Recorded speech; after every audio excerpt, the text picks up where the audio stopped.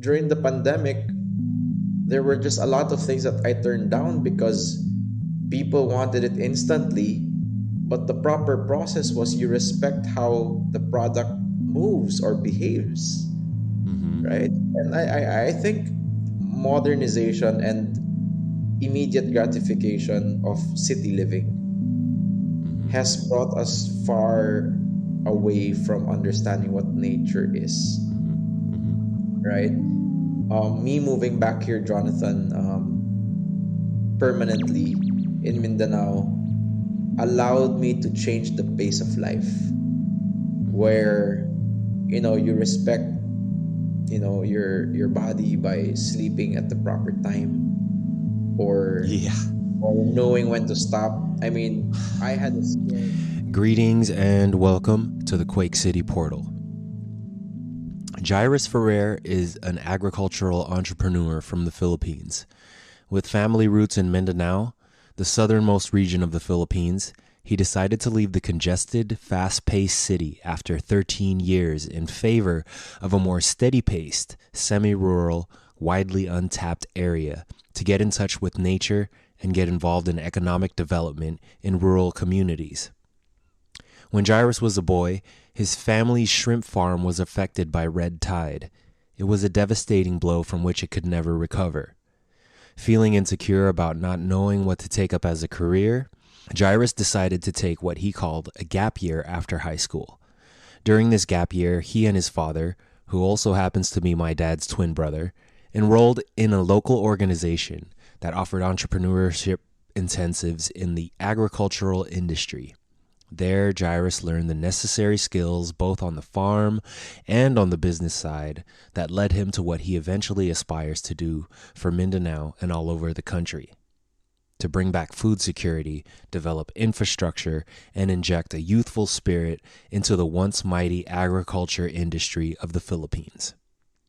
What was only supposed to be a 4-month entrepreneurship education program turned into a 5-year position with the same institution that taught him. After completing the course, Jai began working for the same institution to help train batches of enrolling students. Then, with moral and extra financial support from the program, he traveled around the Philippines. A few years later, Jai co-founded Pronic Foods, a short-lived organic distribution startup, and later founded iFarms Incorporated, an agritech corporation, a company which he is currently leading.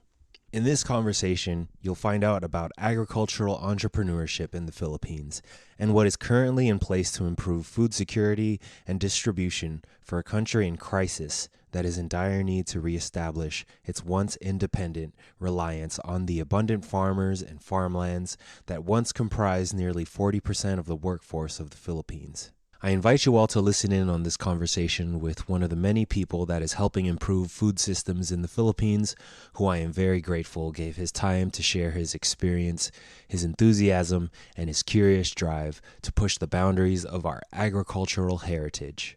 Please enjoy this conversation with my cousin, my genetic half-brother, all the way from the Philippines in Mindanao, Jai Ferrer.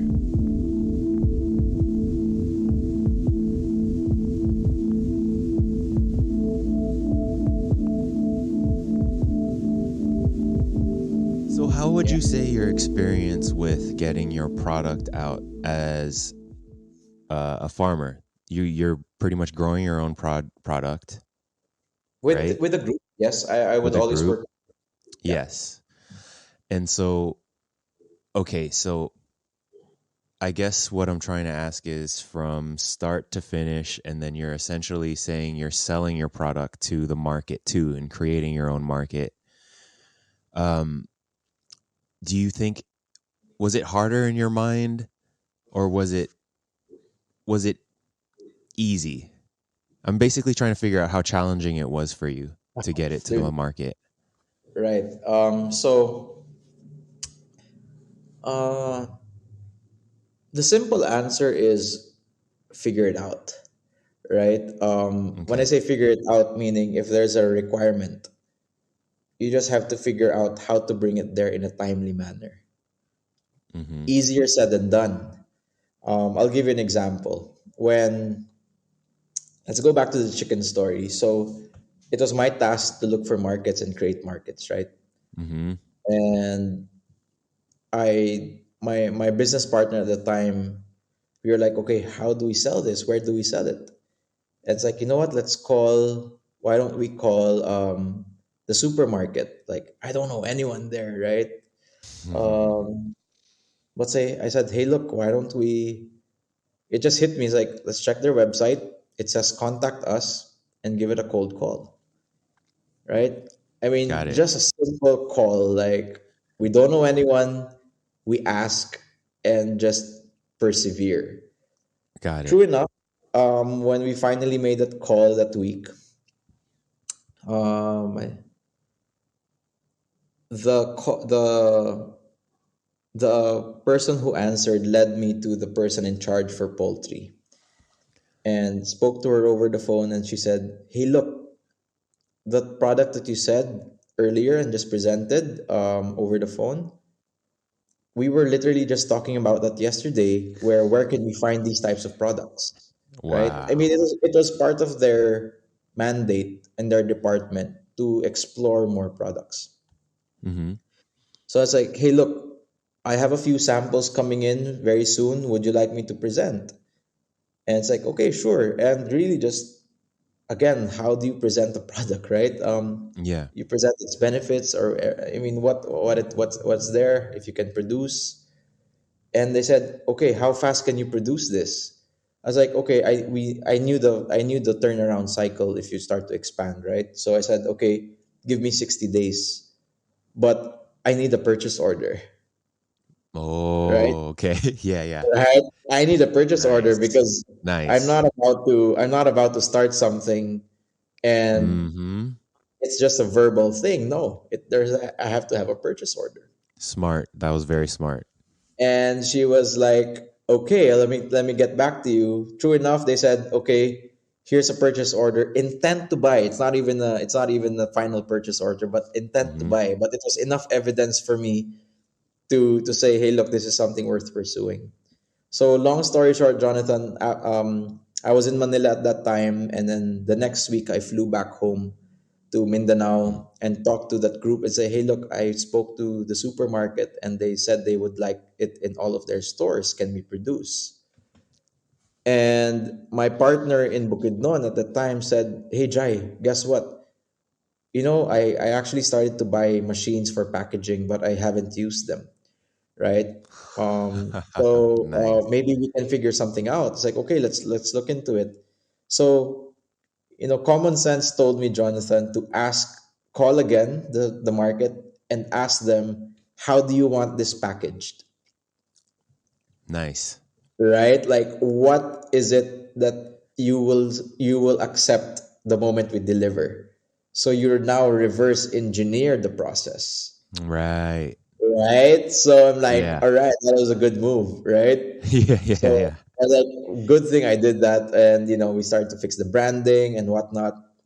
So true enough, we were able to do our first delivery after 60 days. And within 2 weeks, Jonathan, we were in all of the stores in Metro Manila. Whew.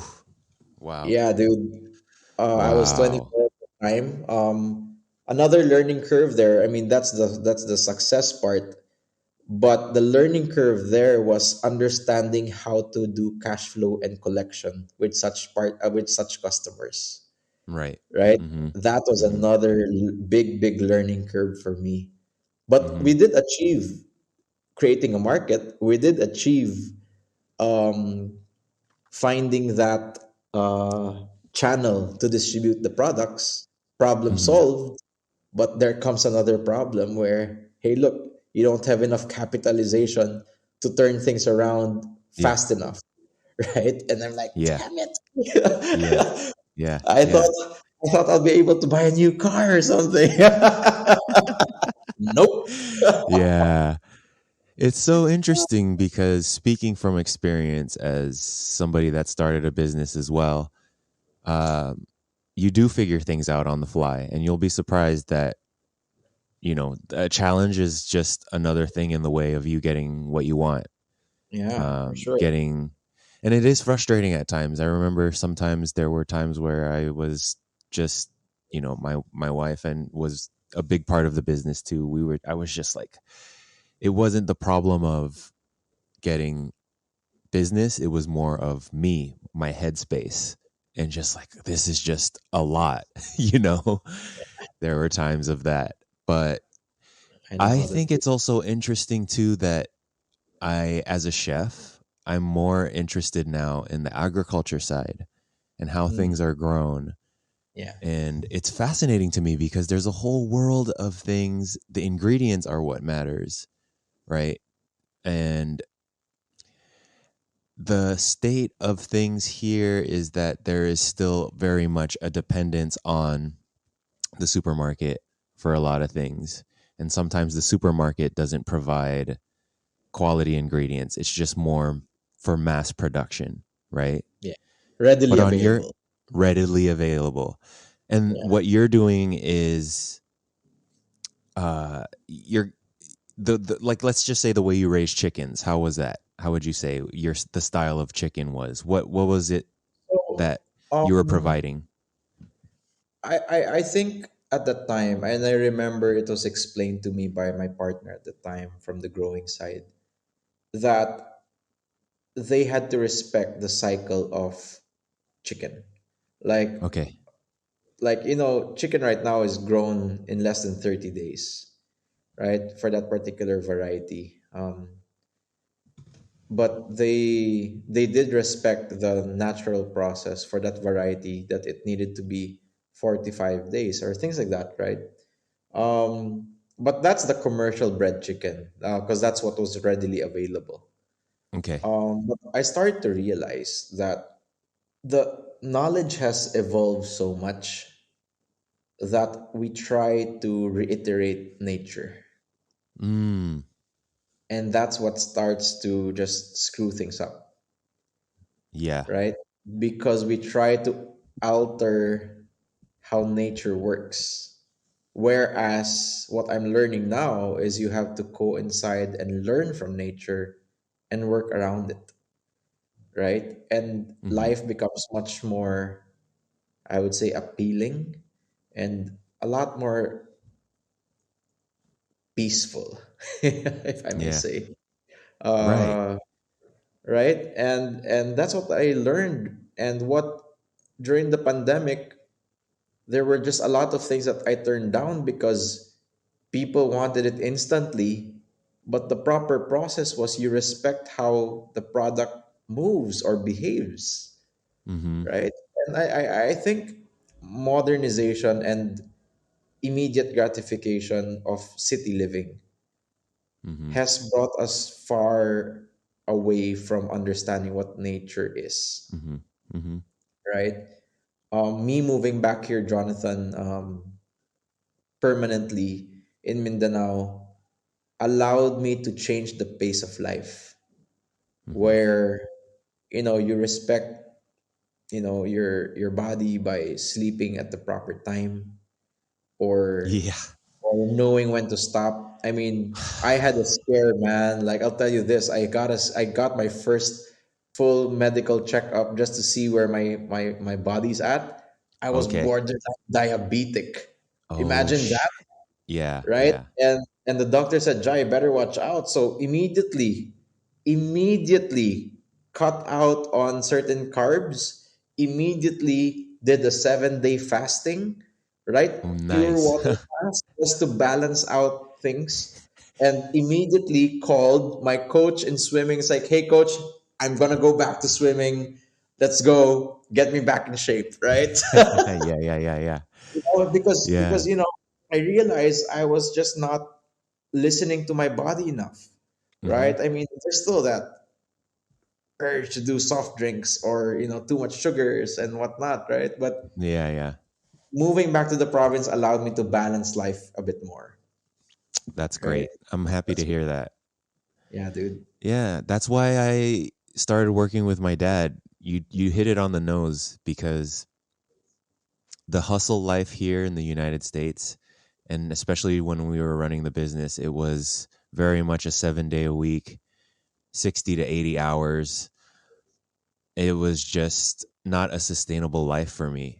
And I was getting up at regularly 5 o'clock in the morning, 4 o'clock in Yeah. the morning, sometimes even working with Justin, um, 24 hours straight, just to get something out, doing a wedding or whatever. And I said to myself, there has to be a life outside of this. And, I Right. saw that my dad was like, we're not rich by any means, but he's playing golf. He's on his own schedule for the most part. He works hard Sometimes too, in his pajamas. Say what? What's that? Sometimes in his pajamas working. Sometimes in his pajamas. Yeah. So yeah, I just was just like, the quality of life doesn't mean dollars per se. It's more of how much freedom and flexibility you have with your time. And also, you're Yeah. right too. It's not about making money. It's about, what are you learning on the job? What are you getting paid to learn? Yeah. That's what I've But embraced a lot more. you know what I realized recently? It's not, it's providing value. Hmm. It's it's really providing value to the community, in whatever space you're in. Yes. And it's really a life, it's a life of service. I mean, I realize that to figure things out and bring, I would say, change into a certain aspect of my line of industry, it's trying to bring value and trying to make sense of it and trying to serve as well at the same time. With that intention, things just fall into place. Sometimes we want it as fast as we can, but sometimes it just takes time, you know Yeah. Yeah. and sometimes you just have to accept the pace of life, where sometimes you can't force it, but as long as you've done your part, sometimes Yeah. things just start to fall into place, Yeah. right? Yeah. And I think that's amazing that you made a conscious choice to move back to where you came from. Um, and from what it sounds like, it's more in line with what your body wants, what your mind needs, the pace. It's a natural pace, basically, is Yeah. what you're saying. Yeah. Yeah. So with that, I want to ask you too, what are your thoughts on like permaculture or biodynamic farming? Have you ever looked into anything?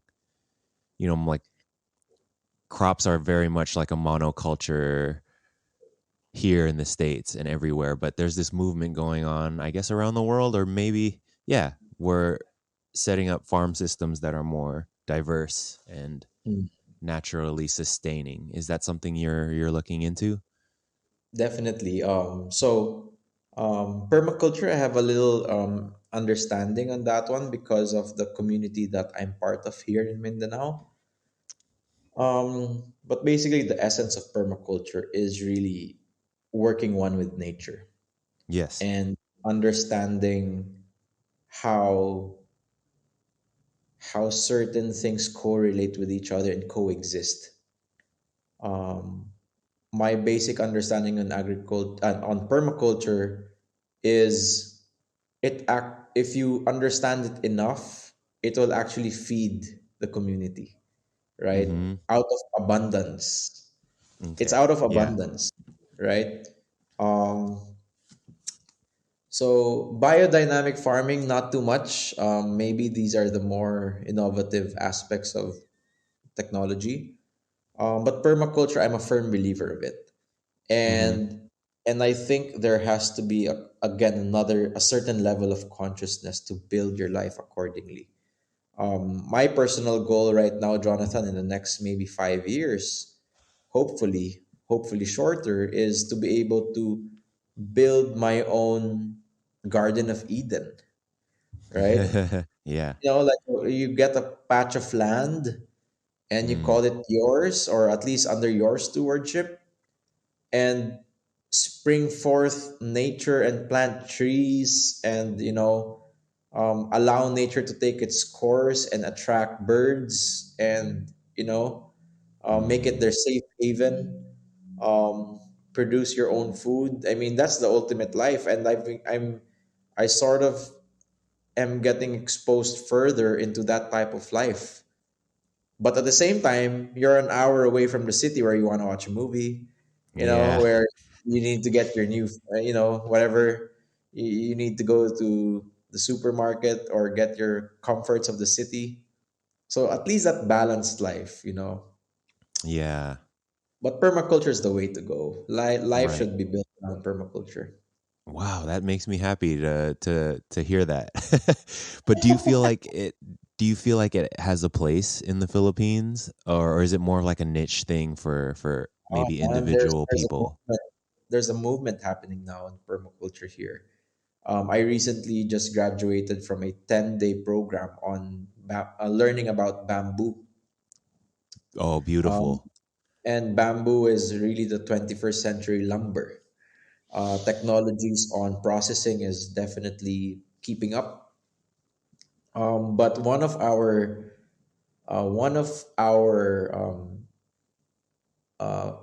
speakers in that event or in that boot camp who was a permaculturist he's a permaculturist who moved to the Philippines, right, and From started to build his life around it. He's a white man okay. um, in Luzon, and he started to. I mean, he started a movement where people who thought they were just doing it by themselves found themselves in a community, and it's a growing community, right? There's a growing group of people who become weekend farmers. You Right. know, Yeah. the pandemic has definitely surged the prices of rural, land. Right. People with extra cash in the bank started to buy properties where they started to build their farmhouses, and I think that's a good start. Yeah, man. I mean, there's a movement. The pandemic really just got people being more conscious about nature, right? Nice. Yeah. Yeah.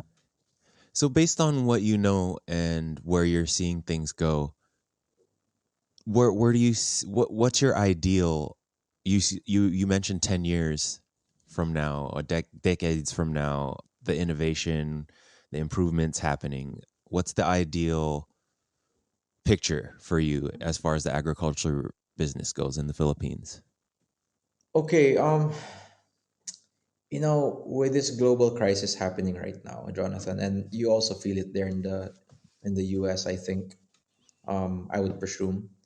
Hmm. But even here, the number one priority is food security, Yep. right? Food security um, in every household, in every community. Um, but the reality is, you know, people have to go back to the city because of work, right? So the question now is, how do you spur and spark development in the rural communities so people who thought they didn't have a choice but to go to the city to look for livelihood to feed their families can say, hey, look, I have a piece of land for my family back home. Why am I waking up 4 hours before work just to line up in traffic Yeah. and get to work and do the grind and then do the same thing again the next day, which I have experienced, Jonathan. Don't get me wrong, Sure. but the reality is it's a development in the rural communities that Hmm. needs I would say progressive minds, right? And again, I go back to the pandemic. The realization of many people like myself during the pandemic was, I go back home. How can I contribute to the development, Wow. right? Hmm. How does the skill sets and exposure that I have accumulated over the past couple of years sum up and become a service to the community, Hmm. right?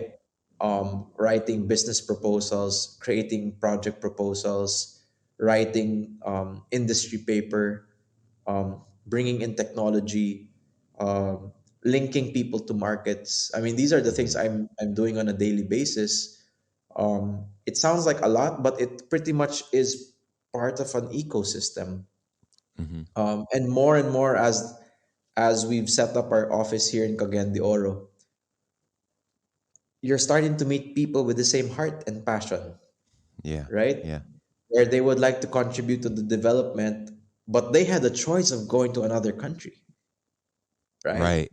They Mhm. had a choice of um, having it easier in another country, but they chose to stay and put their time and effort in building what they believe to be a progressive community, particularly in Mindanao, right? Mhm. And energy can't lie, right? Yeah. Energy just attracts the same energy, right? I don't know if that makes sense to you, Oh my right? gosh, it does make sense. Oh, perfect Right? sense. Yes. Like for us just to keep on talking for the last couple of hours, right? It's just energy. You're Yeah. halfway around the world, and here I am, and our fathers are twins, right? Yeah. And Yeah. I guess that's it. Energy doesn't lie. Mm. And going home made me realize, like, hey, look, there are skill sets out there. There's talented people out there. There's talented people locally that Right. chose to stay and help develop the community. And lo Mm. and behold, I start to discover and meet people who have created global solutions from a tech perspective, literally in our backyard in the city, Yeah. right? Yeah. Yeah. And what, like Yeah. this company that's tucked in a building is serving conglomerates globally, right? And I'm Yeah. like, what? You know, how do you bring development further? How do Yeah. you attract investments locally, Mm. right? Where people who have that, earlier you said about the narrative, right? Mhm. Narrative. And what you read is what you expect of a place. How do you Mhm. break that? How do you break through, Yeah. right? Where Yeah. people have not even been to certain places here, but give a specific judgment. How do you break Right. through, Right. right? So that's a challenging part. But thanks to the internet, thanks to communication and Photoshop, making things nicer, Yeah. from a Yeah. perspective point of view, from marketing point of view, but at the same time showing authenticity on your message, True. just starts to attract the right people, Yeah. right? Yeah. So I think, Jonathan, I think our generation is in that sweet spot, right? Mhm. To actually have that transition back, and Oh, I can go totally. on I no, no, no, totally. Technology and nature, there has to be a way to find that the value of the tool. Technology is a tool basically, and for us to just completely ignore it and be phobic of it, I don't know, Mm, I think that's very foolish. And we're in an interesting time. Of course it can get into a point where maybe there's a little bit too much of it, and you're right, mm, you got to watch out for, there's a workforce of talented people that's probably untapped and mm. maybe outsourced a little bit too much, especially in the Philippines. Like they say, the number one export, right, is the workforce. I've heard that Imagine the somewhere. brain drain. Imagine the brain drain, right? Uh huh. Where the same talent should actually come back home, Yeah. right? Mm-hmm. I mean, imagine the collective experience all Filipinos have all throughout the world. And imagine this, what if we all decide to say, hey, look, why don't we spend 2 years of our lives just contributing something back in the Philippines? Yeah. Not just Yeah. not just OFW money or remittances.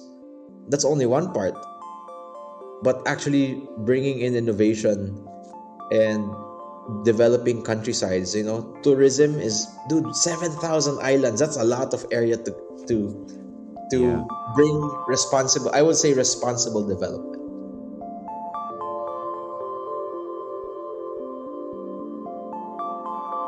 Right. Right. Yeah. Not Responsible, development, please. not like responsible. another, Yeah. not like another. I'm Boracay, for example, was a very beautiful place to me, but I was looking around and I was like, I don't. I have my mixed feelings about it. Basically, let's just say that, you know, Mm. there's there's a side of tourism that I've seen in a lot of places, and I don't want it to be like another, I don't know, Miami here.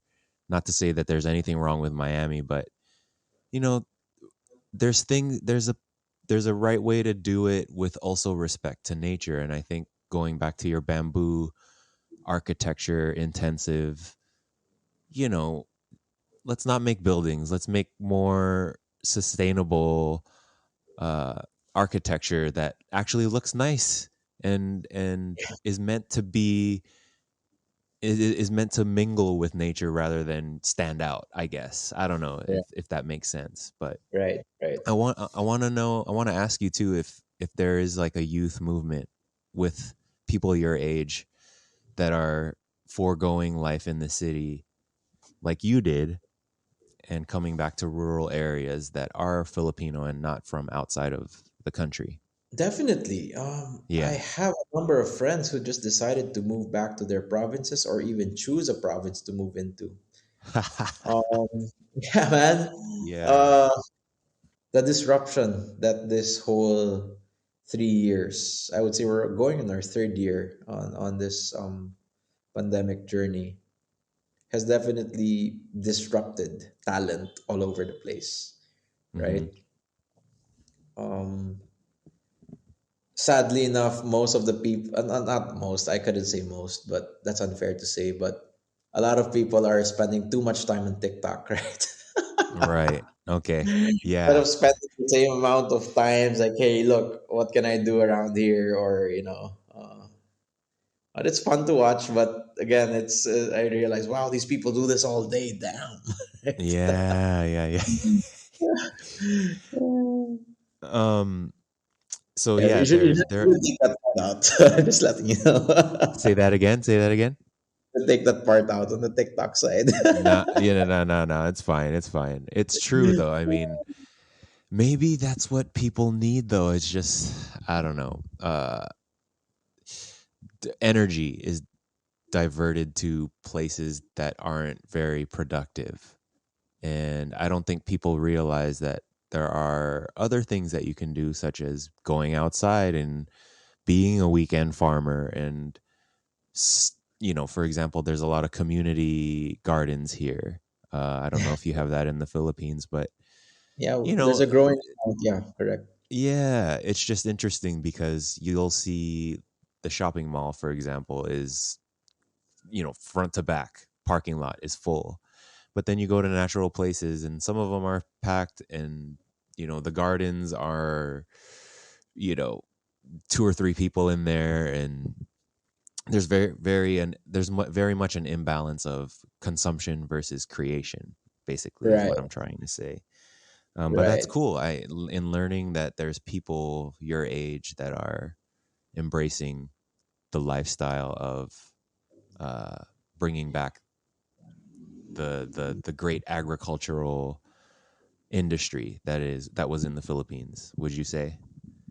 Yes, yeah, Jonathan. So there's different scales. There's definitely the household scale. There's also the mid garden scale or the backyard scale. There's also agro-industrial scale, plantation level.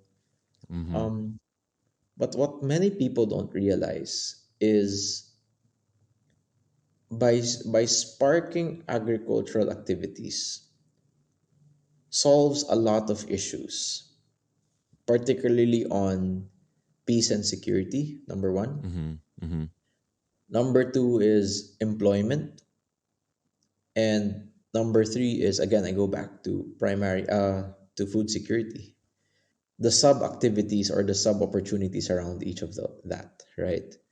But I think there's a movement of young people just coming together. I mean, I love our team. We're a young group of people, um, but always seeking the guidance of the wise. you know, Yeah, yeah. of Yeah. people who have gone before us and say, hey, look, how do you do this, right? Mhm. Can you help us or whatnot? So putting, I would always say, like, the energy or the vigor of the young and the wisdom of the old, right? Yeah. Put I that think that's together, very and yeah, I think it's good. Yeah. that's very much a wise approach because I think not many people are willing to admit that they need help or they or even ask questions, you know. That's a sense of ego, you know, not asking questions and figuring things out for yourself. But that's so cool that that you have people that you can depend on for answers, you know. I mean, Or it at doesn't least hurt to process answer things things for together. yourself too, you know. Yeah, I mean, at least just process things with people who have an insight on certain things. Yeah. And it's up to you to take it or not. Uh, with a lot of advice, I think you can make better decisions. I think, huh? Yeah, Um, yeah. yeah, or Other maybe than say that again. informed decisions rather. Informed decisions. Yes, exactly. Um, other than food security and yeah, other than food security, is there anything else that you feel like you're trying to preserve or strengthen with the work that you're doing? Okay, so I'll tell you this. So I recently, we're actually still working on it right now, but there is again this movement on bamboo, Mm-hmm. right? But on a from a reforestation point of view, we definitely need to catch up on reforesting many parts of the countryside. Um, I do agree with cutting trees to be able to use it as lumber or for Mm-hmm. wood, but you have to replace it. Right. Like, I mean, you take one, you replace it with 100 or maybe even 50 or even 10, right? The problem is we just keep on taking out. We're not replenishing, right? Mm. So there are certain projects that I agree to work on with certain criterias. I ask myself, does it bring value? Does it help contribute to not just employment but also preserving the environment? I mean, that might sound cliche-ish, but there's a big need and there's a big movement that has to be pursued Mm-hmm. consistently. So yeah, like the bamboo, we're creating value chains on that one, creating more nurseries across the. We've selected a few sites to Mm-hmm. make the seedlings readily available. Um, yeah, man, reforestation is definitely up there. Wow. Yeah. That's awesome. And as far as the goal, right? What are some of the biggest challenges that you see for people like you or you personally? Um. Yeah. Trying to balance things out from sustainability in terms of the business, keeping it afloat, keeping it moving forward, keeping it balanced, um, to staying true to your core as a human being, right? Mm, Does it make sense? yeah, yeah.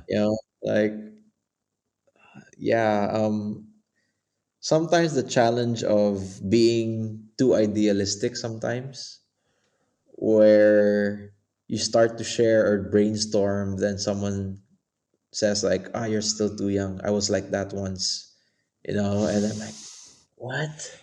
Like, what happened? What happened? Yeah, What yeah. happened? Like, But I get that a lot. It's okay. It's fine. Sometimes, many times actually, it's delayed gratification. Like uh, trying to keep things moving forward of an idea and then pursuing it until it becomes a reality. And Mm-hmm. sometimes it doesn't happen overnight, it happens over time. But pursuing that idea, Right. um, you understand what I'm saying, right? Like, oh, I want to do Basic this. Yeah. Go patience. ahead. You're saying you're saying you know, it's all personal patience, basically, you know, mentally you're in it for the long game. It's not Yeah. something that's going to happen overnight. Patience, but not idle. That's a different thing, right? Yes. Doing nothing is a Yes. different thing, right? But Mhm. taking the small steps moving forward towards a particular goal over a long period of time, Jonathan, it's tough, Mm. right? Until Mhm. you realize something, until it becomes a reality. Finding the right people to work with is always a challenge, Mhm. right? Um, the the flexibility of work right now. I mean, the 9 to 5s are pretty much like disrupted as well. Mm. Uh, those things, how do you leverage on being where you are, where sometimes you need certain types of people, which you find in in bigger cities. Thank God for the internet, right? Where you can just like, hey, look, can I have a meeting with you and seek advice or whatnot. Mhm. Um, yeah, man, challenges. I love what I do, but of course, I have to do other things to keep myself sane as well, right? Yeah. Yeah. Striking What that balance. what's what is a like a typical day for you these days? Well, the past couple of weeks allowed me to um, visit some areas Mhm. in Mindanao.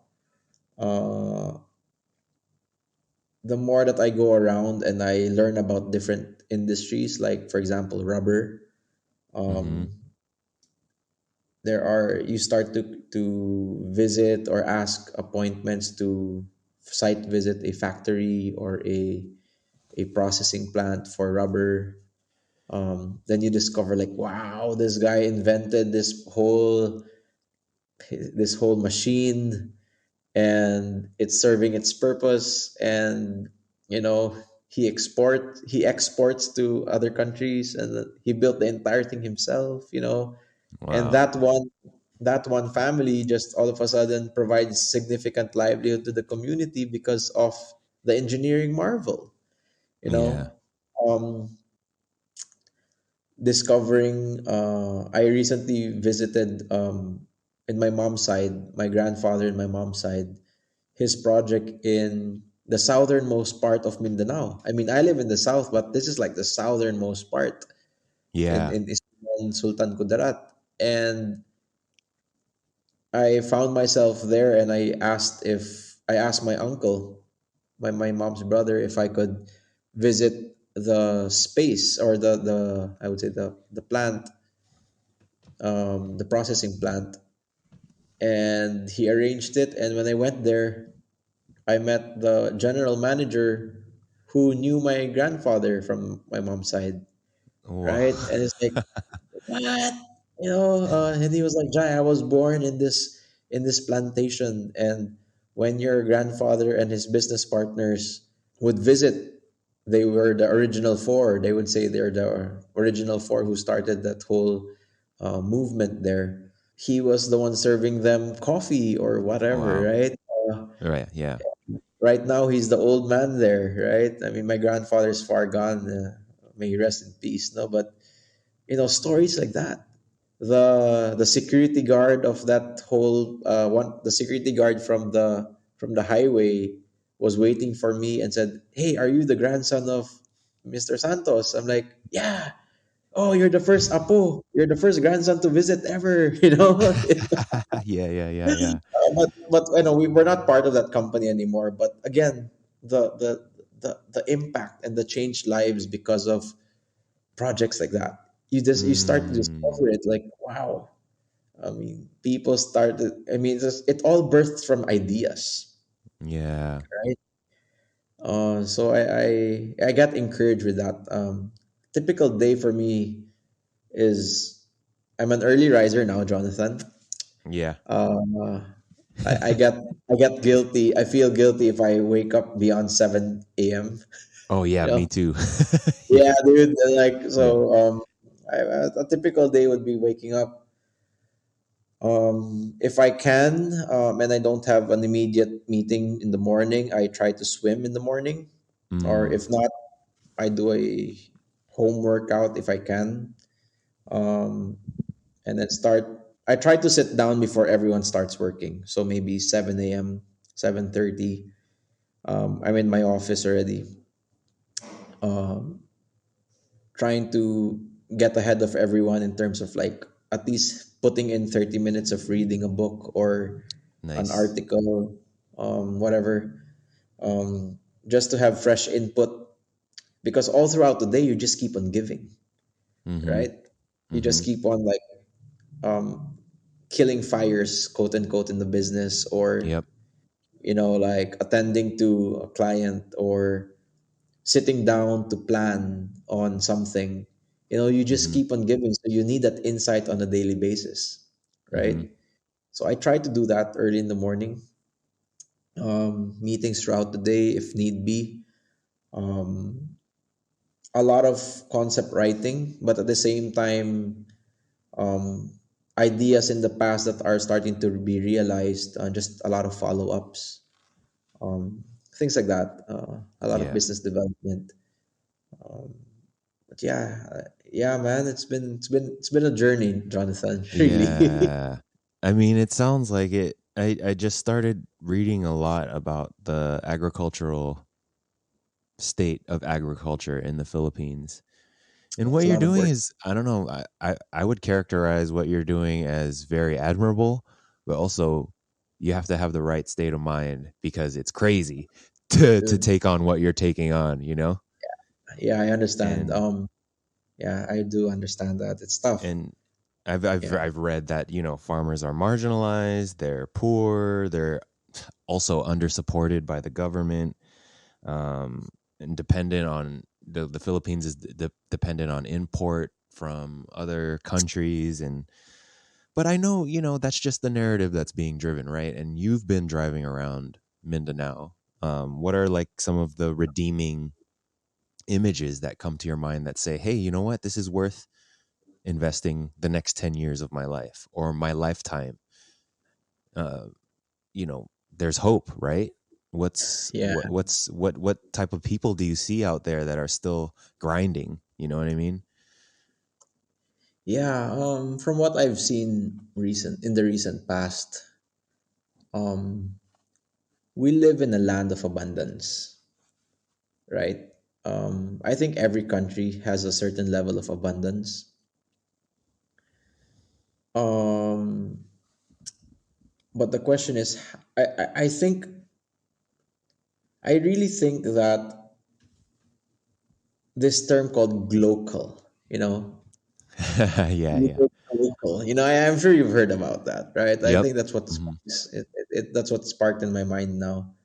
Um, and really just supporting your neighbor's business.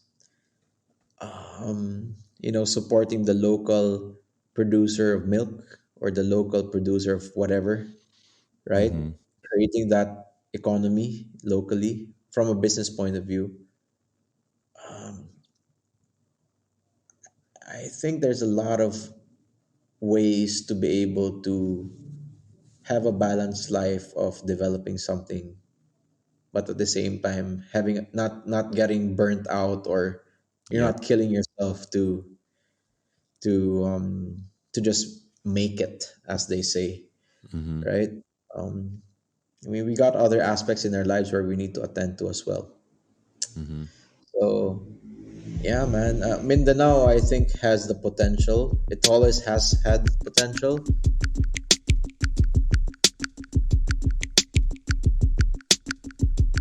but the surge of people coming over is amazing. Like the types of people or the types of interested people coming over to the Philippines is particularly in Mindanao, um, is a significant amount of people, Mm-hmm. who actually, funny thing is, sometimes it takes an outsider to make you realize what you have in front of you, Yeah. right? Yeah, and Mm-hmm. sometimes we Filipinos forget that, Mm. where we live in the land of abundance, then we don't realize, because it's just there. And then here's this foreigner who says, "Oh my gosh, you guys have that. This is what you can do." Da, da, da, da, da, da, da, da, right? Yeah. And Yeah. oh, this guy saw the potential of something we've seen right in front of our face all our Right. lives, right? Right. So Right. sometimes we all need that type of person, Yeah. right? And this is the Dutch guy that you're referring to. What he's one of them. He's Uh-huh. one of Uh-huh. them, right? Yeah. So a little story on this guy. So he's actually an engineer. He's an electronics engineer who lived in. I think the Dutch are born engineers, man. Yeah. They have a they have a unique they have a unique mind. Anyway, spent his career in big companies, right? Innovating, leading engineering divisions. He found himself being assigned to the Philippines to visit, I think, a partner plant, and he pretty much fell in love with the Philippines. At that time, he was developing vape, vape products. Yeah. Yeah. This is a And he young was guy. like, Is he a young guy? no, no, he's actually in his 50s. At that time, he was much younger. Okay. And he was like, should I put my talent here or should I help, create stuff that this country will actually use? And he was like, I'm a light engineer, so might as well create solar light. It was the most it was the most practical thing to develop, and he knew the technology around it, right? What made this guy unique for me was his ability to create solutions based on a problem statement that you present to him, Right. right? It's like, oh yeah, it's easy. He makes it sound so, when people make it sound so easy, it's like, oh, you Yeah. just do this, and I'm like, what? Right? I was like, oh yeah, we can just, mix this up and this is what happens. And yeah, it's easy. You just compute this and like, wow, this guy pretty much knows what he's doing, right? But again, for Yeah. me, to see is to believe, right? So he said, Dry, I put up so many years after that, I was connected to him again during the pandemic, and he was like, Dry, I set up a company in the Philippines. I'm like, what? You did? Yeah. Mm. I Mm-hmm. started to train a barangay in Cebu. Cebu City is in the Visayas region. Mm-hmm. And I started to teach them how to make chips, those design boards for Right. for electronics, right? It's like, wow. And he started to design system electronics, and he found a partner to make that assembly line, and he started to create a Filipino assembled, I would say Filipino created solar light system, Mm-mm. right? Oh, nice. Nice. Yeah.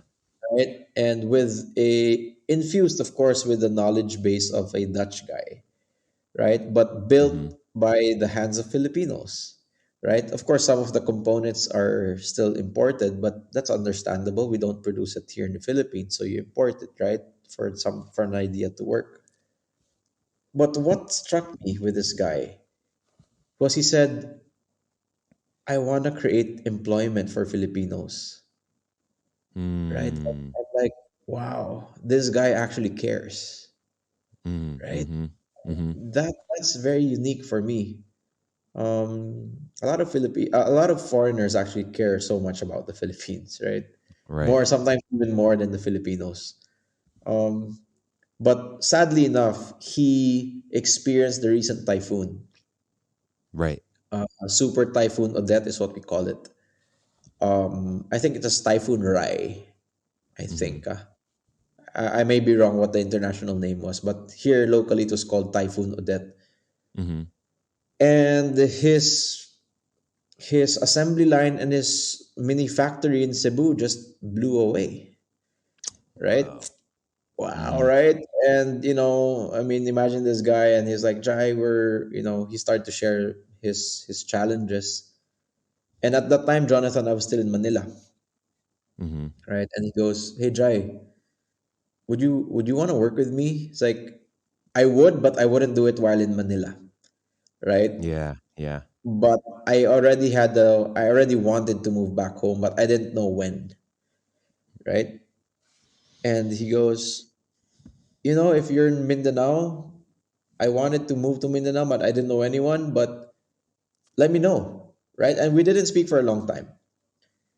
And then one day we reconnected. It's like, hey, dude, I'll be visiting Mindanao. Will you be coming over? And would you like to explore? I was like, yeah. Give me 3 days. Visit over, and I'll set a few meetings and see what you have, and let's see where it goes. Mm-hmm. So on his first visit, Jonathan, I tell you, 5 out of 5 people that I've introduced to him wanted to work with him Wow. because Okay. because again, people were already looking for alternative sources of energy for their homes, alternative sources of energy for their business. Obviously, it was a solar technology that was mature enough, and this guy had the base knowledge for it. Mm-hmm. And I said, "Hey, look, what would make you move here?" Right? I asked him, "What would make you move here?" It's like, well, I could see that people are interested, but I wouldn't move if there was no project. Okay. Fair, right? I mean, Yeah. people were Yeah. interested, but until there's like a, hey, look, can you do this for me and I'll pay you this much, Mm-hmm. then it would just be a wishful thinking for him. I'm like, okay, let me see what I can do. A few weeks later, I got a call from one of those people that we met, and he said, and the family said, hey, Jai, can we test out your guy? Like, yeah, let's see. I mean, I wouldn't give him too many projects as of the moment, but let's test it out. Okay, we have a restaurant in this area, and the electricity fluctuates. Oh, Um, wow. Try to figure it out, but give me a proposal or whatever, right? So, long story short, Jonathan, I closed the deal and called him up, and he's like, "Oh my God, Jai, I'll be going home to the Netherlands for vacation because I Oh have no. not been home. I have not been home since the pandemic, right?" Uh-huh. So that was his time. It's like, dude, I just closed a contract for you, right? Uh-huh. Uh-huh. And then you're telling me you're gonna go home? Like, what the heck? It's like, oh, I didn't expect, and my family, whatever, right? I'm like, okay, whatever it is, I'll close the deal. Let's push forward, but begin to, put the project action steps together, Okay. dude. 3 days in arriving Netherlands, he's like, "Damn it, Jairus, I'm gonna go home next week. Why? It's too cold here."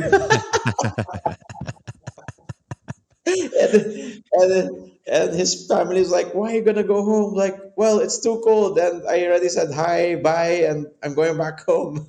Nice. Nice. So, true enough, his last card on actually moving back to moving not back, but moving to Mindanao was when he went home to Cebu. He rented out a penthouse, and this guy's an inventor, Jonathan. Mm. Mm-hmm. This guy was an inventor, and he created his own solar heat pool Oh. in the penthouse of where he was renting, right? When he went home from the Netherlands, he sees his pool chopped up, right? Oh, whoa. Yeah, Uh-huh. by the landlord. Oh, And he wow. sends me a photo. It's like, what the heck? I'm moving to Cagayan de Oro. This just pissed me off, right? And mind you, this guy with his mini factory there was renting out that land, not just the penthouse, but also three more spaces around the area, which the Mm. same landlord owned, right? Yeah. And he was like, dude, I don't get it. Like, I'm pretty much like working for this person, and this little invention that I have up there, they chop it up. I'm Yeah. moving to Yeah. Cagayan. Dude, he literally moved here last week. Wow. Yeah. That's crazy. Like, That's crazy, crazy. man. But again, man, it's eccentric people like that that I love working with. Yeah, yeah. He's just So sounds like a wild man. it sounds He like a makes wild man. Very. I would say he has his quirks. I must say, we sure, all we all do. but he also sounds very decisive. You know, like you said, you Definitely, presented a problem to him and then he's just thinking of solutions right away, right? Rather than sitting on the problem and overthinking things. And yeah, that yeah, can turn into a whole nother ordeal too. Wow. yeah. But I want to ask you too, don't you, do you ever feel kind of upset that it takes people from outside of the country to see the potential, rather than, because there's people in the Philippines with money, but to invest in, you can easily meet somebody from Manila, or is it not that easy? Do people just turn a blind eye to that kind of industry? Uh, no, man.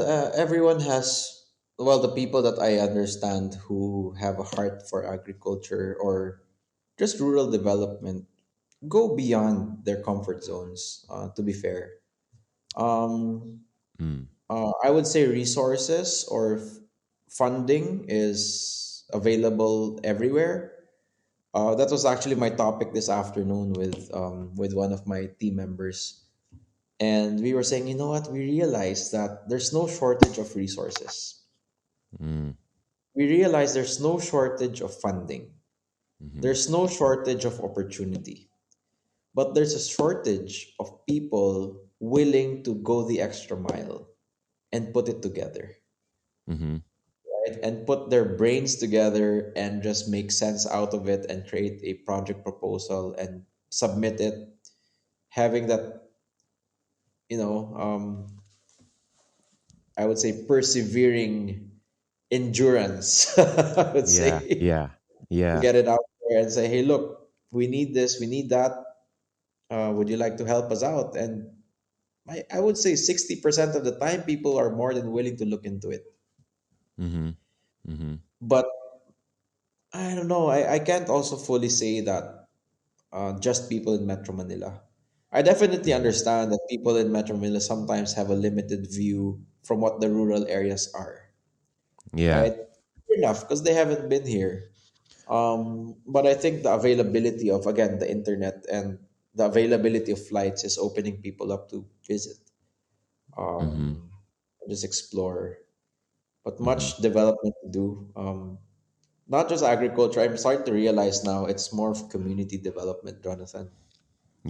Uh, Yeah, yeah, I mean, I went to the US, and my mm-hmm, God, is it developed, right? I mean, from the places that mm-hmm. I've been to, I'm like, wow, these are like 100-year-old buildings. Damn it, right? I'm like, Yeah, this is still super modern from what we have in the Philippines, right? I mean, underground trains, we're just about to build ours now, right? yeah, okay, yeah, yeah, uh, that's just what it is right now. So mm-hmm, a lot of mm-hmm, catching up to do, but man, we're experiencing a surge of development in the mm, Philippines, I must say. yeah. That's my understanding is that uh the Philippines is, yeah, very much an emerging economy, but also there's a lot of things that need to happen as far as infrastructure goes, getting farmers out there. Yeah, like you said, there's an overproduction of produce and not a market to present it to the people, right? A Because of timely market, infrastructure, a timely, yeah, yeah, yeah. a timely And market. and yeah, I also wanted to ask, you know, with all these people coming in from other countries, is that what is speeding up the process of the progress for the most part? Is it outside Mm. influence? No, it's a mix. Not just the outside forces, but really ideas actually moving forward here.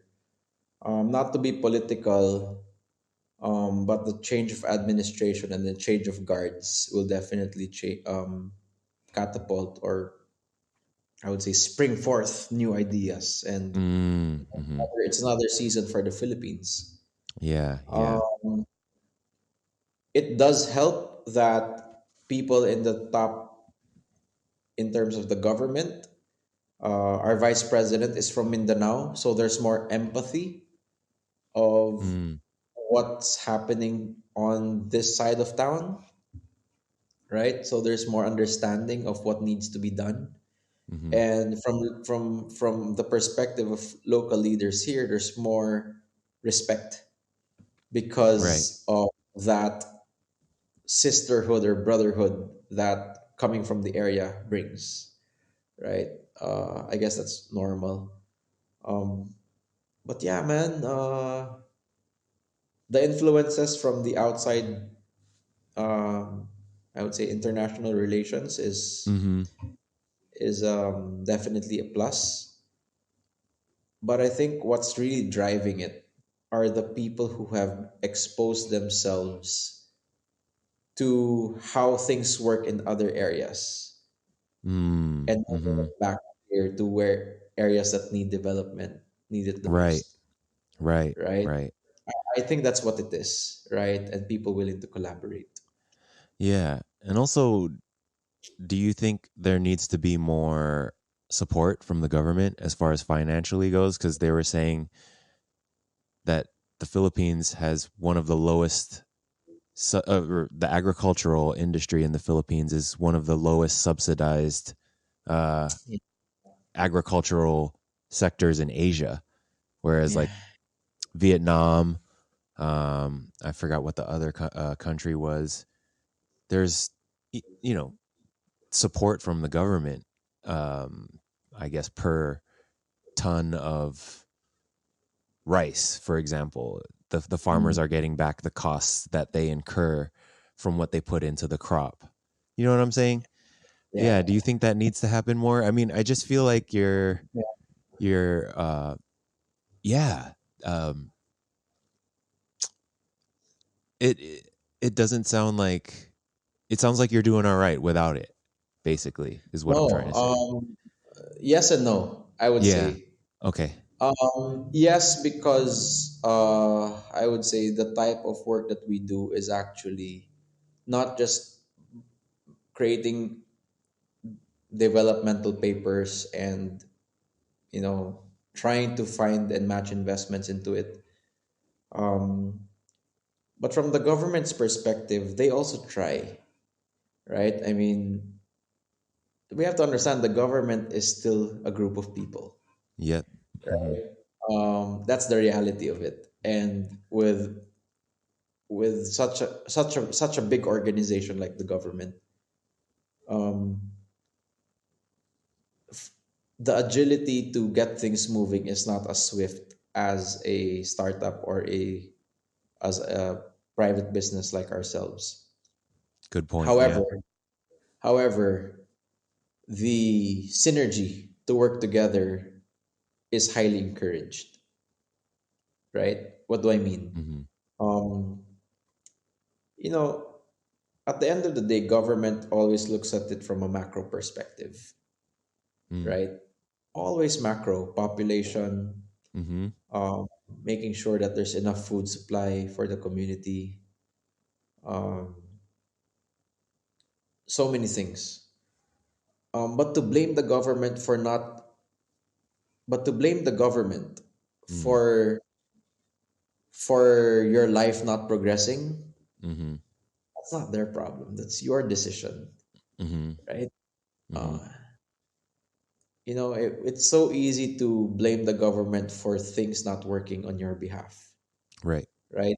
I would say it's a knee jerk reaction of everyone. I myself am guilty of that.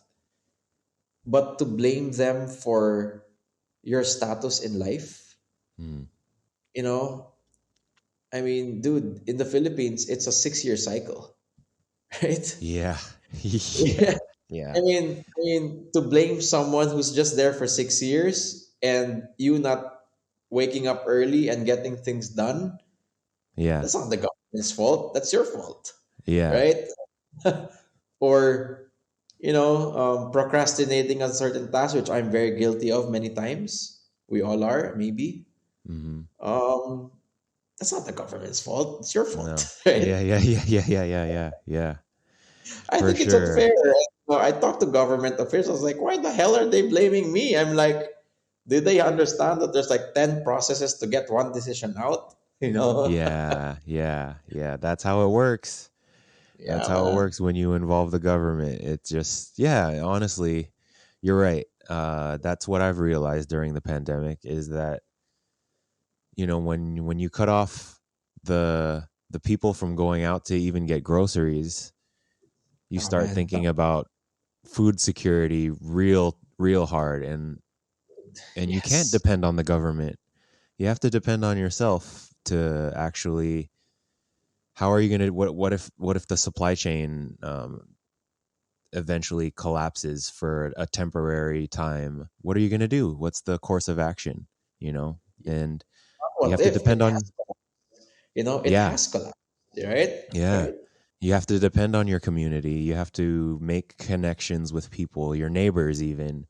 And that's the only way. Yeah, on a macro level, that's what those guys are appointed to do, is to make decisions for people. But honestly, yeah, you're right. It comes, at least my personal belief. Everybody else has their own belief. It just comes down to the individual. But how do you strengthen the individual too? Is another thing, because I don't think a lot of people see it in themselves to actually find solutions.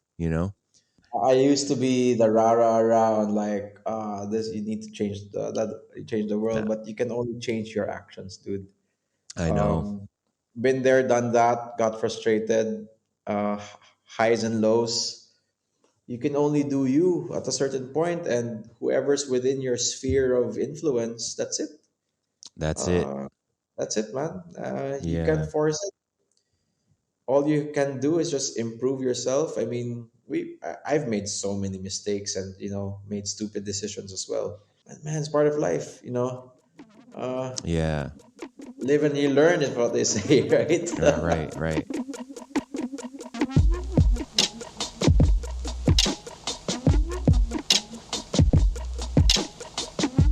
I really admire what you do, and it's in the same sense. It's what I'm trying to do here too.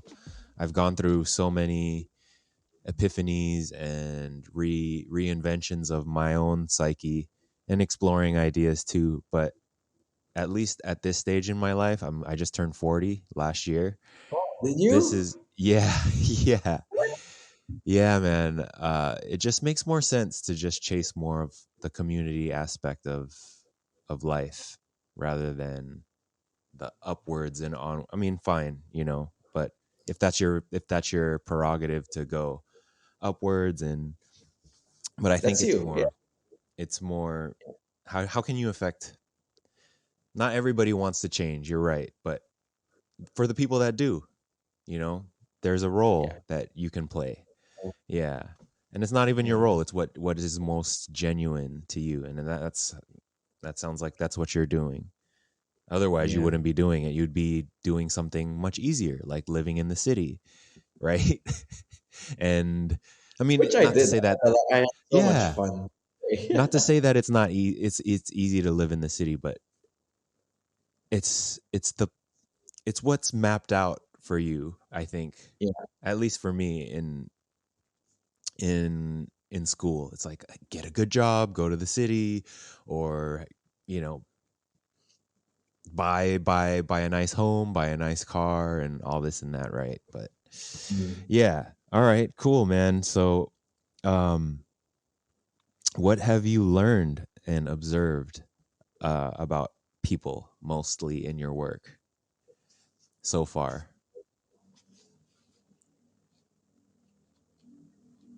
Hmm. What have I learned?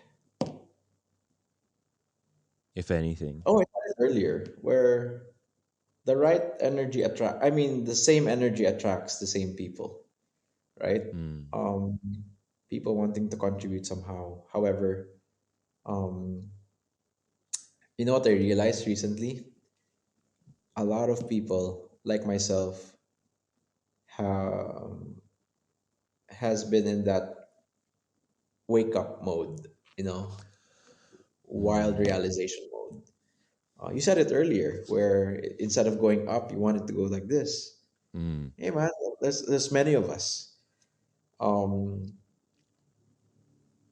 on the other side of the coin, where you also saw people start to get very sick. You know, I mean, Mm. the last 2 years, I've met a couple of people who that was the last time I saw them. You know, Wow. and may they rest in peace, right? And Right. it's like what, you know, and then this thing is real.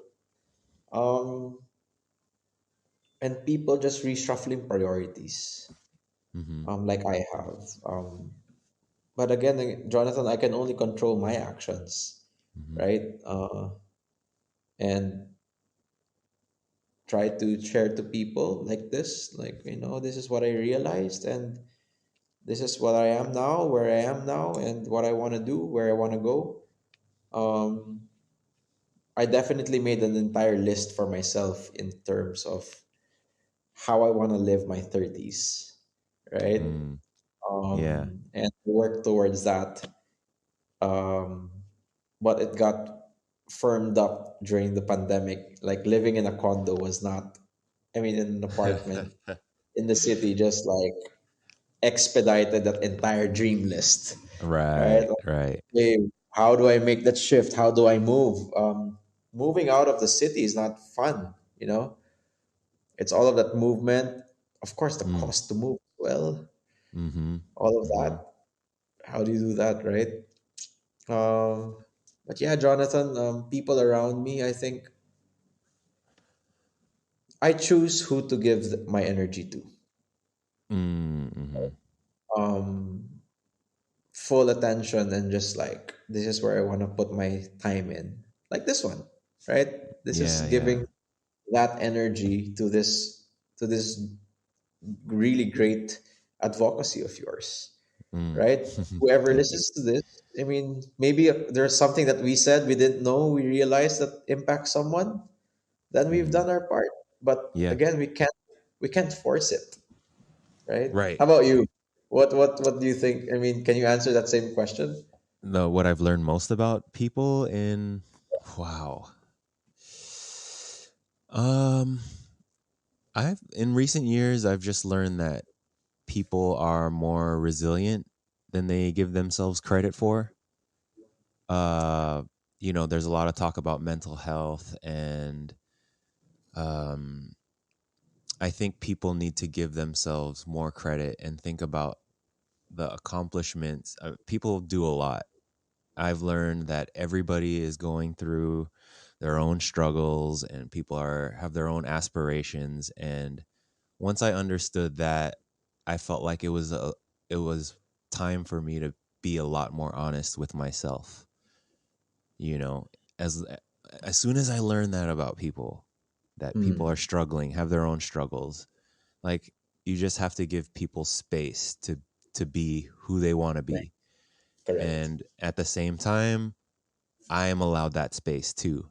And as soon as I Agree. learned that, I learned that I can be honest with myself, I can be honest with others, and there's that exchange of energy where, hey, I'm letting you be you, let me be me. you know. And that's best I Yeah. can as I can explain it.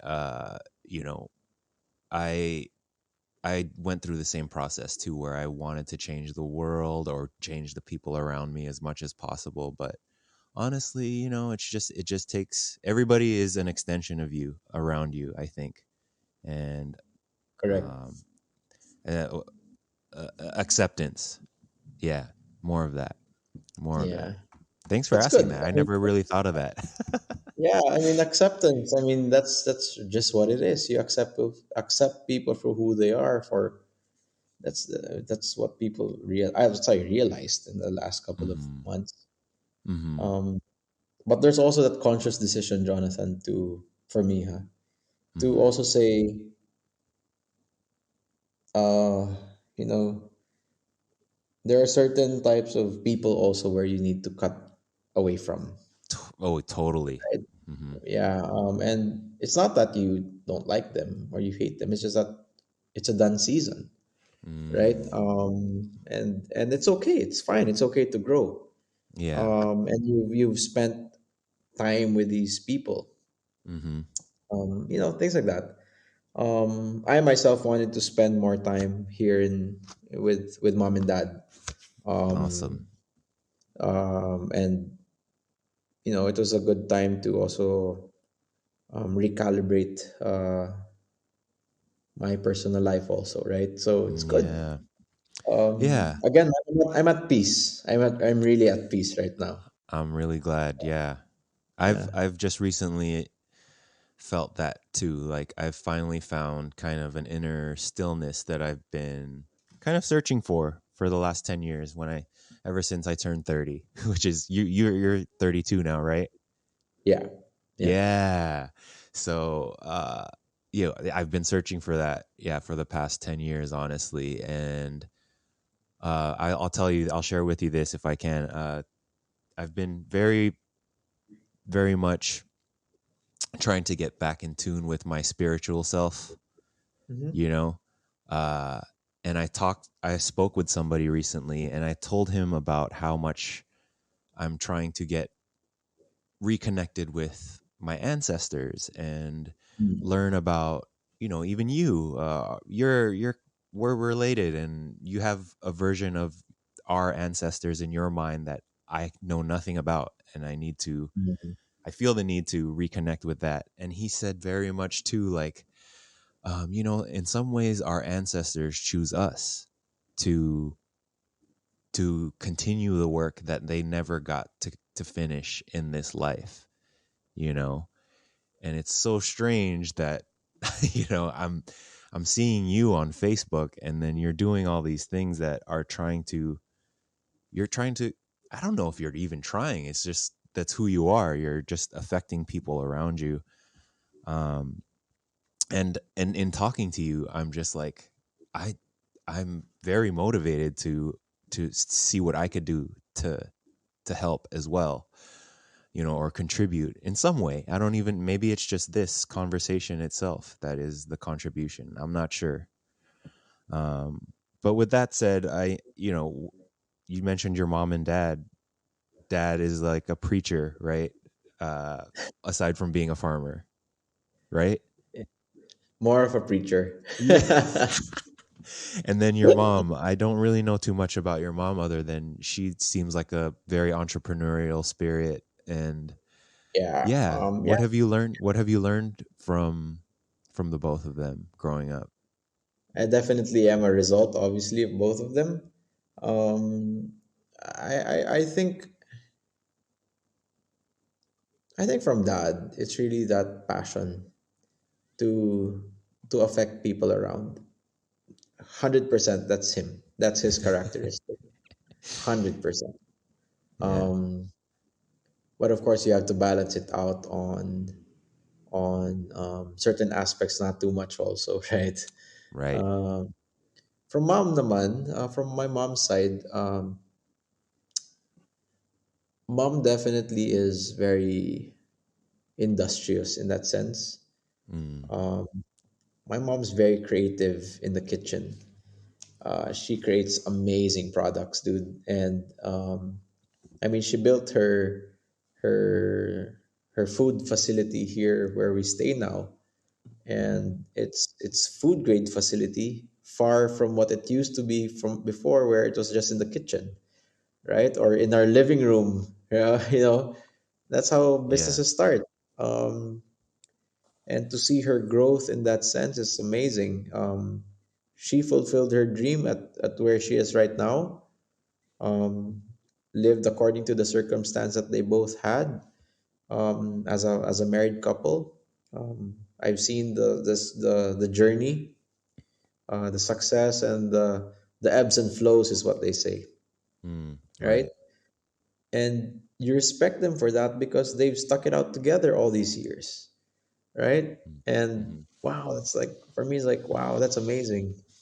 Um, Imagine staying together with one person for a very long time. Like, Yeah. man, Yeah, getting there, Jonathan. I'm Yeah, getting yeah, there. yeah. Right? So yeah, dude. I think that's what I admire about them. They're really a team, right? Mm, Yeah, and to see them in this season of their lives is it's really good. Also, much more relaxed. I would say, yeah, uh, much more relaxed. that's nice to Right see, I now, bet. they enjoy seeing their apos. Yeah, Uh, yeah. doing the FaceTime and whatnot. That's awesome. That's awesome. Yeah, dude. Yeah, I can attest to being married for 10 years. Wow. It's very much it's work, It's not easy, but it's also very personally, yeah, very rewarding. But you definitely have to go in knowing that it's not an easy thing. A lot of people think, oh yeah, happily ever after comes easy. But I mean, It's work. looking at my mom and dad and other moms and dads, um, you know, it takes work for sure. And it's very much like, yeah, what a concept, right? To be growing old with somebody who knows more about you than anybody ever will, you know? And yeah, so basically what I'm saying is don't rush it, Jai. Don't rush it. Find the right person for sure. For sure. Yeah, Yeah, yeah, yeah. All yeah. right, yeah. One last question then. You're not aspiring, you are a leader and you bring people together. Um, and as somebody that wants to see progress, there are probably people just like you who will follow in your footsteps or who are in your footsteps or even somebody whose footsteps you're following, right?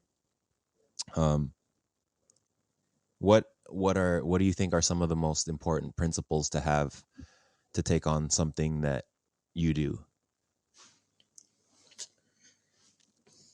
Hmm. And this can also work as like, you know, Good point. our nieces and nephews will probably be listening to this in the future, when, when they're trying to figure things out for themselves. So yeah, you can approach the question that way as well. It's like, what did Tito John say? What did Tito Dry say? Yeah, yeah. uh,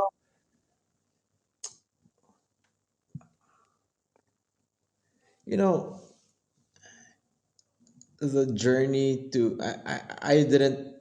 You couldn't make this up, Jonathan. Like whatever I'm doing now, it wasn't like something that was preconceived or whatever, right? It's just Right. staying true to who you are. Um, there's a certain season of self discovery, right? There's a certain season of tremendous curiosity. Mm, Um, but it's always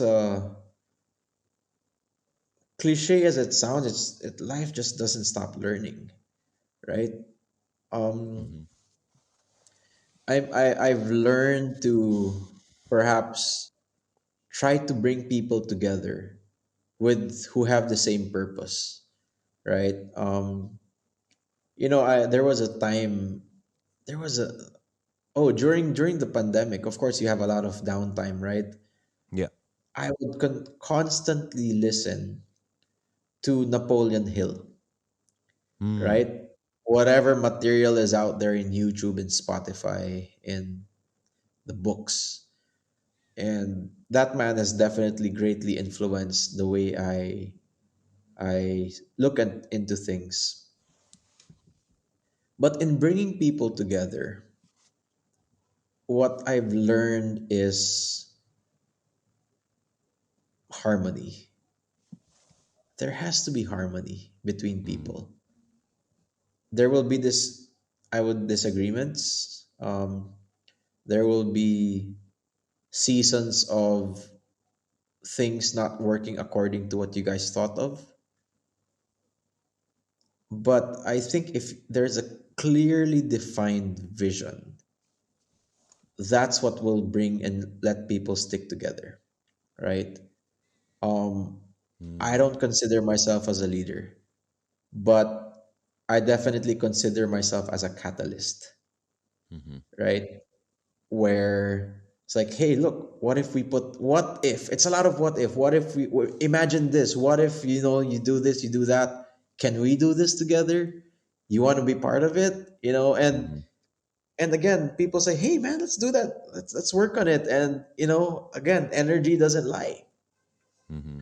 But you got to put out there, like, you got to just spit it out there. Like, what if, you know, oh, can this happen? Is it possible?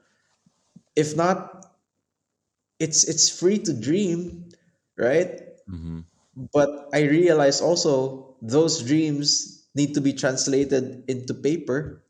You got Right. to put it in paper, you got to put it in writing, you got to visualize it, right? You got to talk to people about it, right? You got to ask Mm-hmm. people, hey, look, I don't know how to put the numbers together, can you help me out, right? Mm-hmm. Mm-hmm.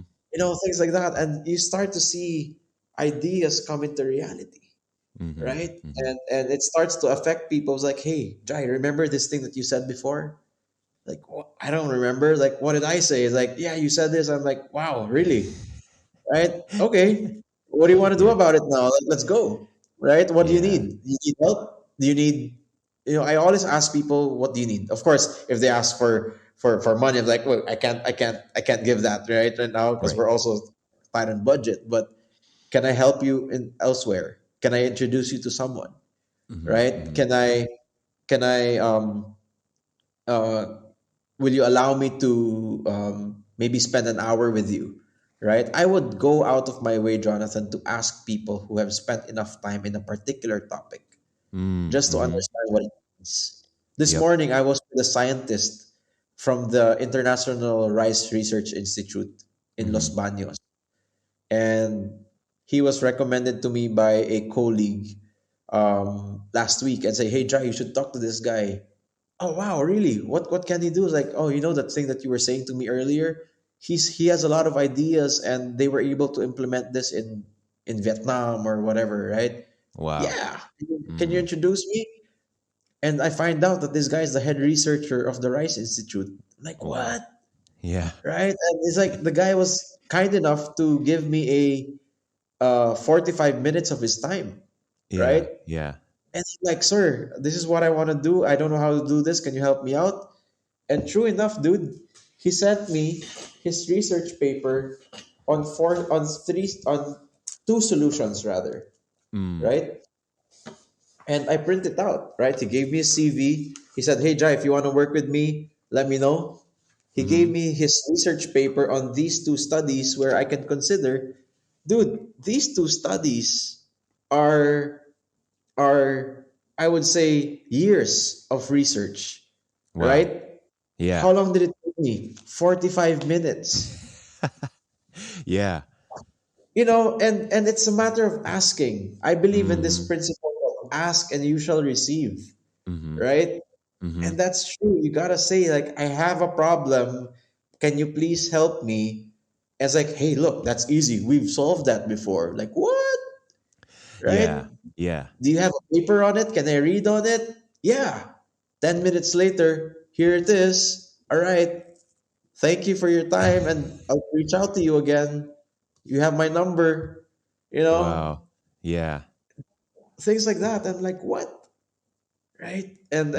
And I think that genuine curiosity to ask, right? That's what people don't realize is a power. It's not being ashamed of like, oh, I don't know this, right?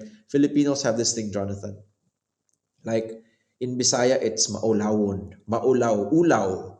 Ulaw is being shy. It's Okay. like, Yeah.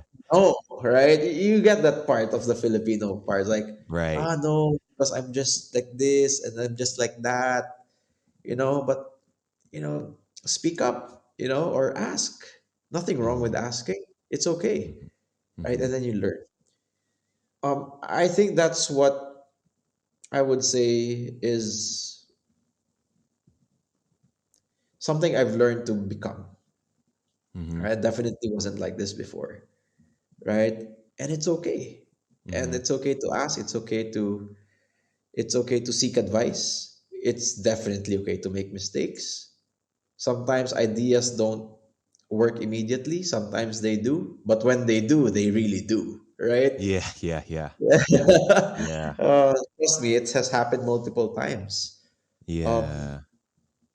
but what's amazing is when people start to come together and Mm-hmm. work towards a certain goal, nothing is impossible, Jonathan. Nothing, Mm-hmm. right? Um, and I think that's what makes this life beautiful.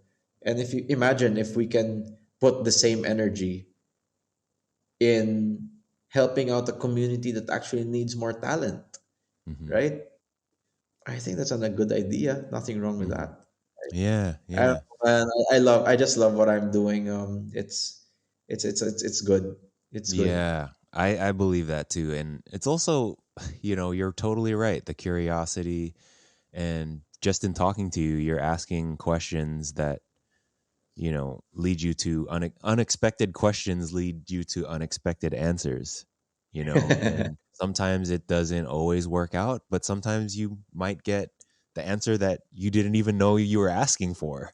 It sounds Yeah, like you met all these people because you just started out with the questions, and also being willing to make mistakes. I mean, that's how you learn. And you know yeah, being afraid to make mistakes is how ideas die. I think, and they don't get any better if you don't make any mistakes. yeah. But also, That's a good point. another important thing that you said too was having that unified idea that people can rally around.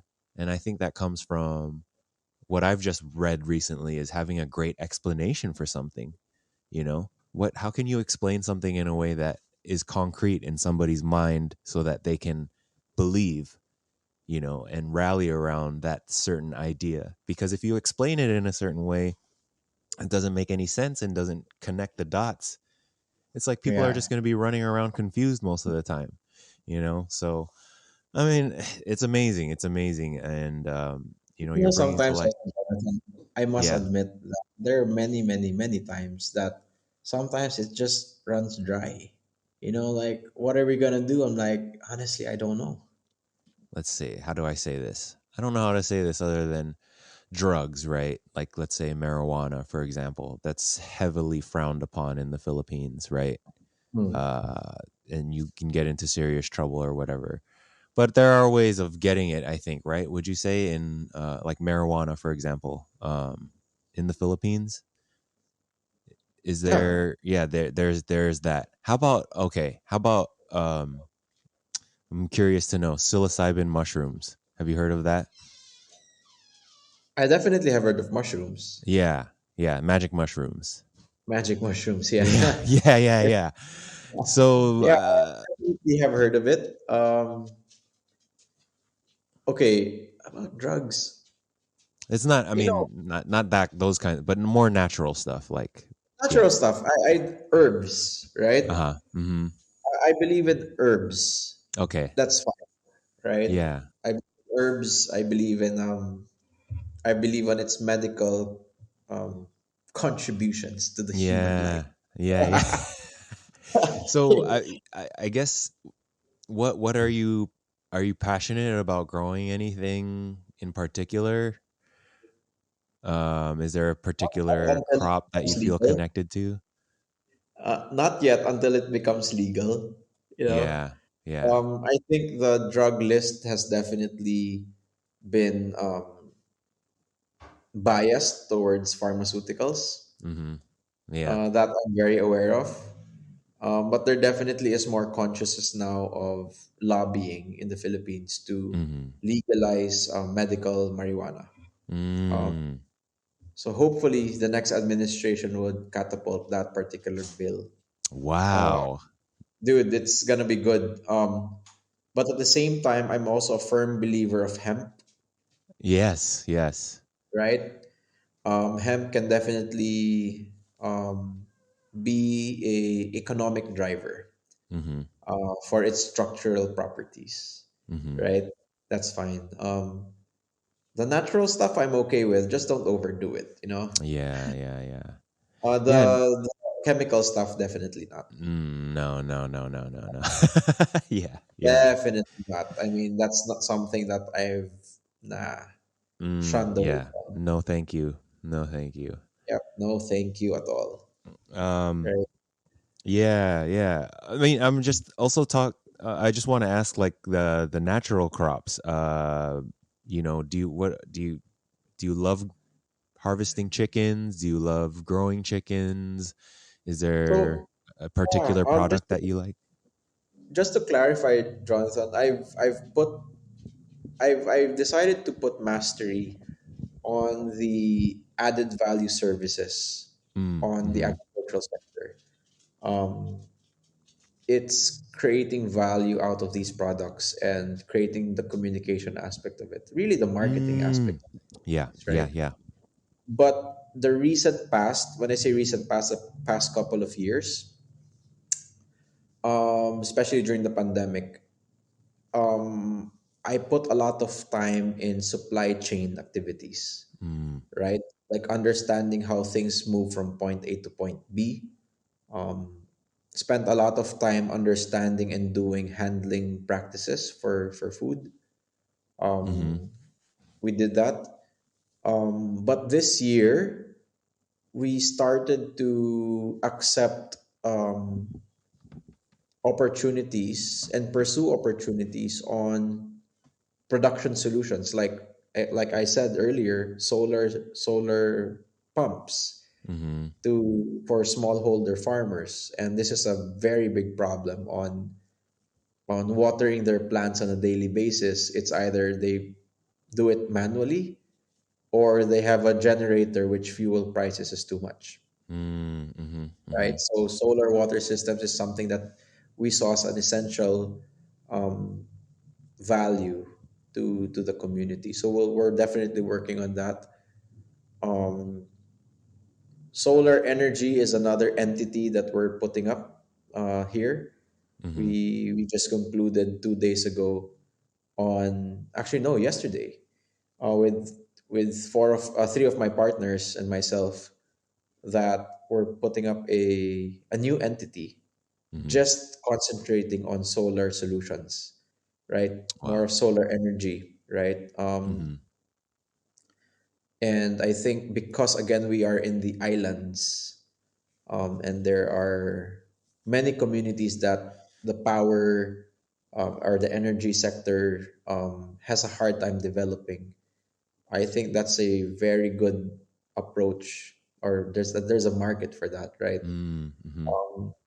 But it's still around the agricultural sector, if you may say, Yeah. because these are areas who would like to produce certain things, but they are hampered. Their growth is hampered or development is hampered because of lack of power or lack of Right. signal, right? Thank you, Starlink, if they're gonna launch here soon, Starlink. right? I Yeah. mean, Starlink. Yeah. right? I mean, Yeah. it's gonna happen. And cheers to you, Mr. Elon Musk, right? Yeah. Howdy to you, Yeah. Yeah. Yeah. um, another thing that I read too is that the the crops are very susceptible to catastrophic like typhoons and 100%. floods. Is there anything being done to help the drainage system there around your area, or is that something you're No, involved with? no, definitely not. That's a Yeah, totally different thing. That's ball more game. of Yeah. governance. But man, our generation or the next few generations is just gonna be dealing with so much garbage. You Yeah. know, really, man. Like we are natural hoarders. Right. You know, like no, Yeah. really, like Yeah. I think I'm not I don't accumulate stuff, then I see like damn, this is a lot of stuff that I accumulated where I think I'm not a spender. Like Yeah. what? Hmm. Why did I do that or whatever, right? Um I don't know, man. A lot of garbage management needs to be done. Mm. Definitely not my thing, but I think there's something around that if someone wants to do it. My friend in Manila. He owns a plastics manufacturing company, Mm-hmm. and they're doing upcycling, Mm. right? So he said, "Hey, I need the materials to create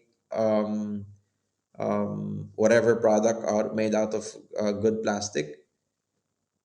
So he would upcycle, Mm-hmm. you know, and it's pretty much just working with companies and saying, "Hey, look, you segregate it, the most basic thing of garbage management, and if there's a certain number of kilos, he picks it up and it becomes his raw material for his machines, right?" Wow. Yeah. So because he has the infrastructure around Yep. it, Mm-hmm. right? So that's his thing. I don't know, man. Floods, reforestation, bro. I can't Mm-hmm. overemphasize that. Mm. Gotta plant a lot of trees Mm-hmm. everywhere. Mm-hmm. Mm-hmm. Oh, cliche as it sounds, trees will save Earth, bro. Mm. It's a good cliche. Yeah. Good cliche, but trees, man. I think on the coastal areas, it's mangroves, Mm. corals, But on the mountainside, it's trees, man. Wow. Wow.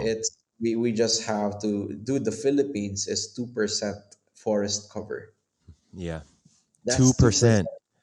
2%, bro, or even maybe Whoa. even less, right? So if you Google Earth, certain spots in the Philippines, you cannot see deep green colors anymore.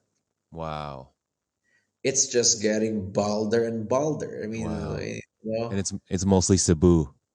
not I'm only imagining. Cebu, No. man, everywhere. Everywhere. Oh Dude, wow. Cebu Wow. does not have a forest, and maybe it does. Mm-hmm. Mm-hmm. Maybe it does, but if you zoom in, it's like, wow, this is a fully urbanized area, right? Wow. So, Wow.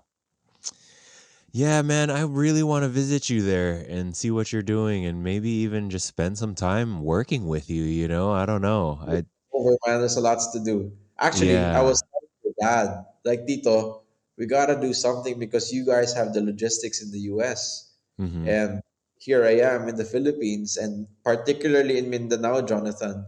So, Yeah, okay, let's say there is an export for us, import opportunity for you. Do yeah. you have access to a port close Dude, by you yes. in Mindanao? Really? Yes. Oh shit. Yeah. Uh-huh. Look at it. Look it up. It's called Fividec. Mhm. It's the northern side of Mindanao. That's pretty much like, I would say, 25 minutes away from here. Mhm. So it's not far. The other international port in Mindanao is in Davao. Oh, okay. That's an international port. I don't know, man. Like, I think we just have to, like, hey, what do you think of this? Or send a wish Okay. list of products, right? I mean, let's see. Um, Especially in developing areas, there's a lot of solutions that definitely is maybe normal there, but it's not here. I don't Yeah. know. Wow, that's very cool. It sounds like it's just very much getting basic needs to the people of Mindanao, huh? Yeah. Correct. Yeah. Yeah. And I also would be support. very interested. I would be uh very interested in agricultural tools. Right. Right. Yeah.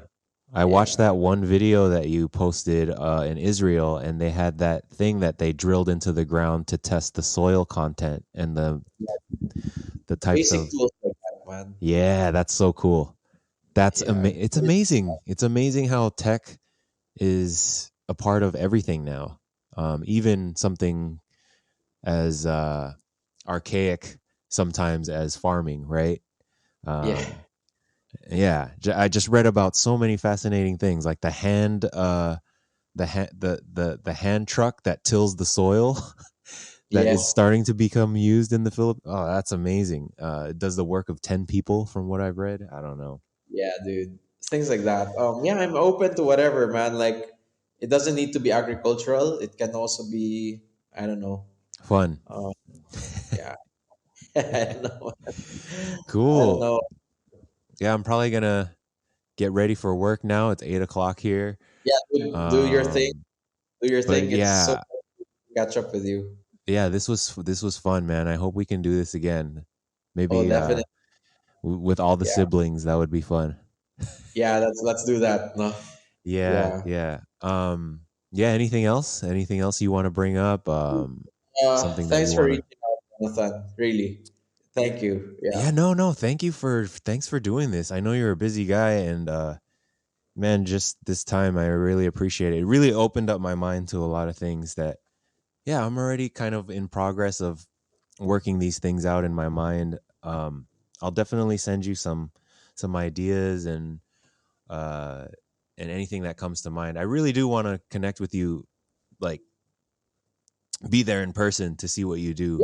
Yeah. If you're Yeah. willing to, like, have me tag Dude, along. dude, you're more than welcome to, man. You Cool. always have been. All right. So, Thank you, so, Jai. but now that we're in Mindanao, of course, there's more areas to discover. Okay. There's All right. Thank you, everybody, for listening. While we cover plenty of topics in relation to the agricultural industry in the Philippines, I found out much about this topic and will share the notes that I came across at thequakecityportal.com. If you're interested in diving deeper into the topic, there's links from YouTube there, as well as articles that provide further information to help raise awareness with this topic.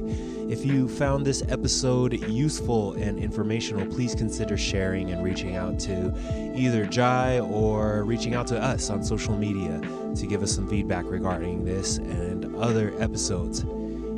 So please, I invite you to stay in touch for more things coming up ahead. And with that, hope you're all having a great summer. May you be happy, may you be healthy, and all of the above. See you down the line.